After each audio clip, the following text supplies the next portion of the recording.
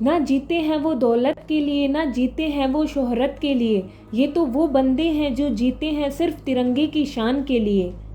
यूँ तो Indian army का हर एक सिपाही योद्धा है, पर आज के हमारे जाबाज का लोहा न सिर्फ हिंदुस्तान बल्कि पाकिस्तान भी मानता है। आप इनकी वीर गाथा पाकिस्तान के डिफेंस वेबसाइट पर भी देख सकते हैं। जी हाँ दोस्तों, हम बात कर रहे हैं हमारे परमवीर अरुण क्षेत्रपाल की, जिन्होंने 1971 के इंडिया पाकिस्तान वॉर में अकेले ही दुश्मन सेना के 10 टैंकों को तबाह कर दिया था। आपको बता दें कि हमारे इस जाबाज पर 21 नाम से मूवी भी बन रही है, जिसमें सेकंड लेफ्टिनेंट अरुण क्षेत्रपाल का रोल प्ले करेंगे एक्टर वरुण धवन।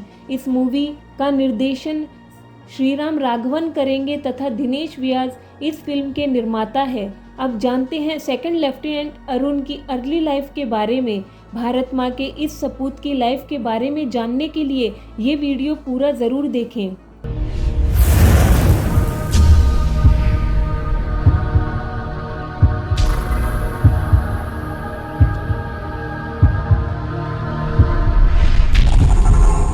अरुण क्षेत्रपाल का जन्म 14 अक्टूबर 1950 को पुणे के एक आर्मी परिवार में हुआ। वो जन्म से ही वीर थे। उनके परदादा ने अंग्रेजों के खिलाफ लड़ाई लड़ी तथा दादाजी ने वर्ल्ड वॉर सेकंड में पराक्रम दिखाया। अरुण क्षेत्रपाल के पिता एमएन क्षेत्रपाल ने भी अपनी वीरता के लिए परम विशिष्ट सेवा मेडल जीता। अरुण का तो आर्मी ज्वाइन करना तय था, क्योंकि बहादुरी तो उनके खून में थी। अरुण ने अपनी स्कूलिंग हिमाचल के द लॉरेंस स्कूल सानावर से की। बचपन से ही वे स्विमिंग व खेल में अव्वल रहे। अरुण गजब का सैक्सोफोन भी बजाते थे तथा एनडीए की बैंड का भी हिस्सा बने।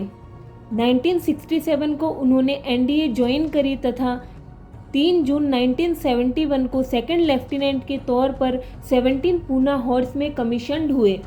आपको बता दें कि पूना हॉर्स वो यूनिट है जो टैंकों में महारत रखती है। किस्मत से अरुण उस यूनिट का हिस्सा बने जिसमें कभी उनके आदर्श परमवीर चक्र विजेता लेफ्टिनेंट कर्नल आर्देसिर तारापोर थे।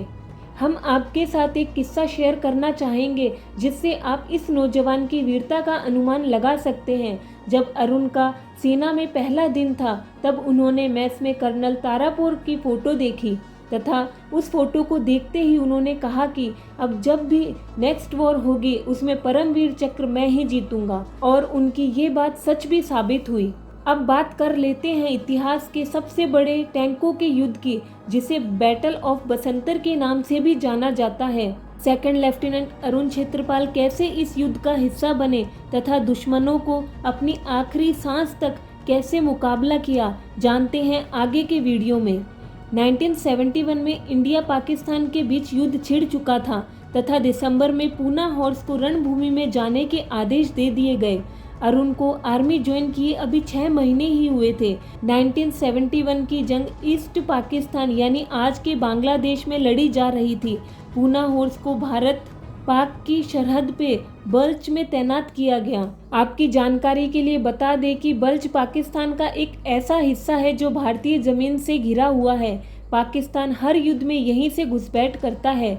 यहाँ से गुजरने वाली सड़क जम्मू कश्मीर को बाकी हिंदुस्तान से जोड़ती है।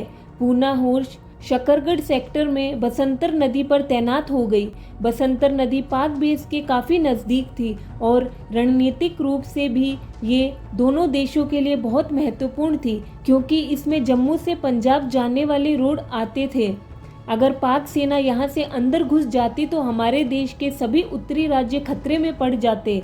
भारत ने समझदारी दिखाते हुए अपने सैनिक यहाँ तैनात कर दिए। बहरहाल ट्रेनिंग अधूरी होने के कारण अरुण को युद्ध में जाने की परमिशन नहीं मिली, परंतु अरुण युद्ध में जाना चाहते थे। जब अरुण के सीनियर्स उनकी हेल्प नहीं कर पाए तो वह आखिरी उम्मीद लेकर अपने कमांडिंग ऑफिसर हनुत सिंह के पास गए। युद्ध में जाने का उनका जुनून देखकर उनके कमांडिंग ऑफिसर ने अरुण की मिनी कोर्स की व्यवस्था की और उन्हें युद्ध में जाने की परमिशन दी। बसंतर नदी के ब्रिज से पाक सेना को हटाने की जिम्मेदारी कैप्टन मल्होत्रा, लेफ्टिनेंट अवतार अहलावत, और सेकंड लेफ्टिनेंट अरुण क्षेत्रपाल को सौंपी गई। पूना हॉर्स के 3 टैंकों को दुश्मन सेना के 14 टैंकों का सामना करना था तथा हिंदुस्तान में घुसने से रोकना था। तभी पता चलता है कि कैप्टन मल्होत्रा के टैंक की बंदूक खराब हो गई है तथा वे उसे ठीक करने के लिए पीछे हटना चाहते थे, पर उनके कमांडिंग ऑफिसर ने इसकी परमिशन नहीं दी। उन्होंने कहा, जो जहां है वहीं से लड़े, चाहे सिचुएशन कोई भी हो। यह बात अरुण ने भी सुनी। उधर पाक सेना ने हमला शुरू कर दिया। दुश्मनों का सामना करते हुए लेफ्टिनेंट अवतार अहलावत घायल हो गए तथा कैप्टन मल्होत्रा के टैंक की बंदूक पहले ही खराब थी। ऐसे में युद्ध की पूरी जिम्मेदारी अरुण के कंधे पर आ गई। तीनों ने मिलकर पाकिस्तान के 10 टैंकों को तबाह कर दिया था, बट अभी भी 4 टैंक बाकी थे। तभी अरुण के टैंक पर एक गोला आकर लगा तथा उनके टैंक में आग लग गई। अरुण के ड्राइवर ने उन्हें कहा, पीछे जाकर आग बुझा लें, फिर वापस मोर्चे पर लौटें, पर अरुण ने मना कर दिया। उनके ऑफिसर्स ने भी उन्हें लौटने को कहा, बट फिर अरुण ने बोला, जब तक मेरी टैंक की बंदूक चल रही है मैं इनको आगे नहीं बढ़ने दूंगा। उन्होंने पाक टैंकों पर हमला शुरू कर दिया तथा देखते ही देखते उनके 2 टैंक ब्लास्ट कर दिए। इतनी देर में तीसरा टैंक उनके काफ़ी करीब आ गया। इस टैंक में पाकिस्तान के स्क्वाड्रन कमांडर मेजर नासिर थे। दोनों ने एक दूसरे पर हमला किया। हमले के दौरान अपनी जान बचाने के लिए मेजर नासिर को टैंक छोड़कर भागना पड़ा। तब तक हमारा शेर बुरी तरह घायल हो गया। इस सिचुएशन में भी उन्होंने अंतिम टैंक को भी आगे बढ़ने से रोका तथा उसे भी तबाह कर दिया। लास्ट टैंक के तबाह होने के साथ ही परमवीर अरुण क्षेत्रपाल भी रणभूमि में शहीद हो गए। बसंतर के इस युद्ध में अकेले अरुण ने पाक के 10 टैंकों को तबाह कर दिया और इस तरह भारत के हाथों पाक को एक बार फिर से मुंह की खानी पड़ी। अरुण क्षेत्रपाल के साहस व शौर्य के लिए उन्हें मरणोपरांत परमवीर चक्र से सम्मानित किया गया।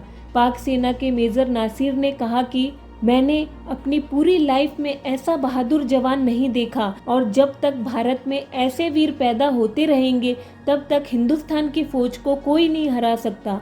अरुण क्षेत्रपाल की वीरता व साहस को हमारा शत शत नमन। हम सब भारतवासी अरुण क्षेत्रपाल के बलिदान के लिए सदा उनके ऋणी रहेंगे। देश के ऐसे नौजवान के वीडियो को लाइक एंड शेयर करना हम सब का फर्ज है, तो अपनी जिम्मेदारी बखूबी निभाएं। मिलते हैं आपसे हमारे नेक्स्ट वीडियो में, तब तक के लिए जय हिंद, जय भारत।